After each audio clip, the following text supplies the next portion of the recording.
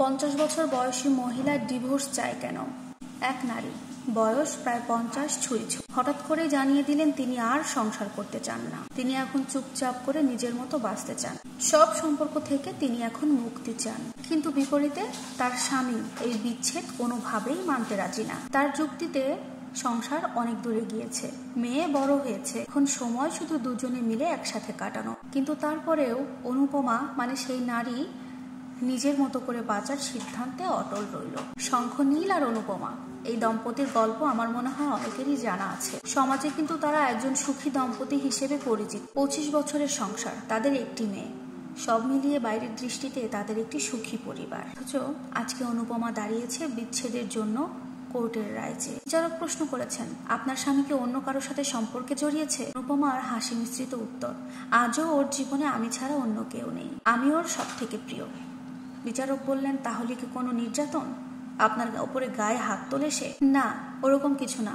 তাছাড়া আমি নিজেই আয় করি, আমি একজন কর্মজীবী নারী, ওর উপরে অত্যাচার করার সাহস হয়তো ওর হবে না। তাহলে কেন? বিচারকের এই প্রশ্ন মনে হলো আটকে থাকা একটা নদীর জল বওয়া শুরু করলো। আজকের এই ভালোটা দেখে আপনারা সবাই বিচার করতে বসেছেন, কিন্তু আমার সেই গত 25 বছরের ক্লান্তি কি আপনারা কেউ দেখেছেন? প্রত্যেকটা দিনের অভিমান, প্রত্যেকটা রাতে চেপে চেপে কান্না করা। আমার স্বামী একজন ভালো মানুষ, ভালো বাবা, ভালো একজন অফিসার, কিন্তু ভালো প্রেমিক না।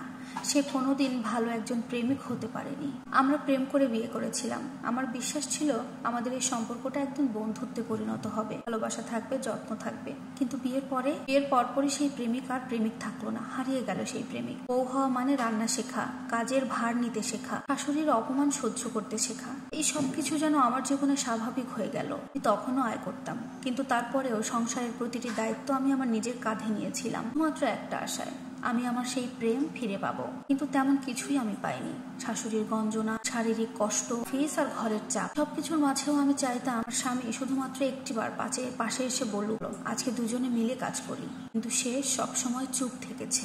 সন্তান হওয়ার পর আমার শরীরে কিছু বদল এলো, চোখে ঘুমের অভাবের কালি, গায়ে ক্লান্তি। এখন আমি বুঝতে পারলাম আমার দৃষ্টিতে আমি কেমন যেন অচেনা। অফিসের চটকদার সহকর্মী তার কাছে হয়ে উঠলো বেশি গুরুত্বপূর্ণ। তখন আমি শুধু সংসার সামলানো এক নারী, প্রেমিকা আর নই। একবার নয়, আমি বারবার বলেছি আমি শুধু প্রেম পেতে চাই, তোমার প্রেমিকা হয়ে থাকতে চাই। শোনেনি, আমি তবুও থেকেছি।